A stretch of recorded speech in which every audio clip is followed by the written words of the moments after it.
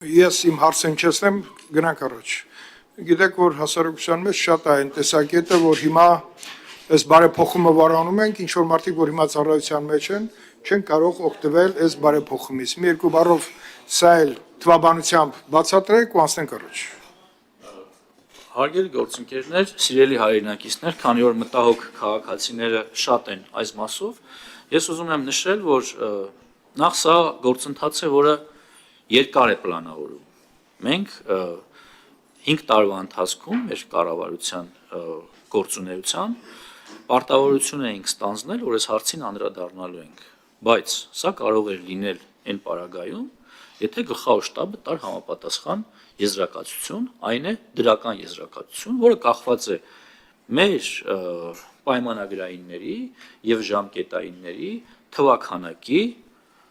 հանրագումարից եւ դա հնարավոր էր անել միայն 2026 թվականի հունվարից սկսած։ Ուղղակի մենք չենք կարող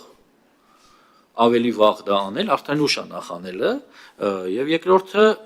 տալ հետադարձ ուժ օրենքին, որ դա տարածվի մնացածի վրա, կարծում եմ, այստեղ որևէ անարդար բան չկա, մենք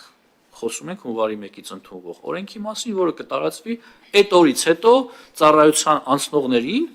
ու սա համարել հարց, որը պիտի դարձնենք հանրային մեծ քննարկման ու բոլորին զորացնենք, մենք չենք կարող ամբողջ բանակը զորացրել։ Շնորհակալություն, պարոն նախարար, հենց այդ հավաստիացումն էր, որ պետք է մեր հասարակությունը գիտակցի, որ զորակոչված եւ ծառայության մեջ է,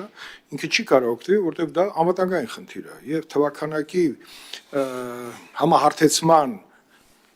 էությունը ըստ էության ինքը գտնվելու է իր խիստ տրամաբանության մեջ։ Առավել եւս, պարոն Խոչարյան, մենք արդեն ձեր օգնությամբ էական փոփոխություններ ենք արել գործող զինծառայողների արձակուրդների երթման արարողությունից հետո տրվող արձակուրդ դարձրել ենք 30 օր։ Դրան գումարած այդ մարդկանց դրական պահվածքի ծառայության բերումով կարող են լինել խրախուսական արձակուրդներ։ Նկատի ունեմ այնպես չի, որ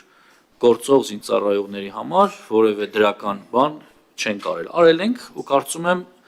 սա այն հնարավորն էր, որ կարող էինք անել։ Շնորհակալ եմ։ Շնորհակալություն, պարոն նախարար։ Չմոռանաք հավանել տեսանյութը եւ բաժանորդագրվել Civic AM-ի YouTube-յան էջին։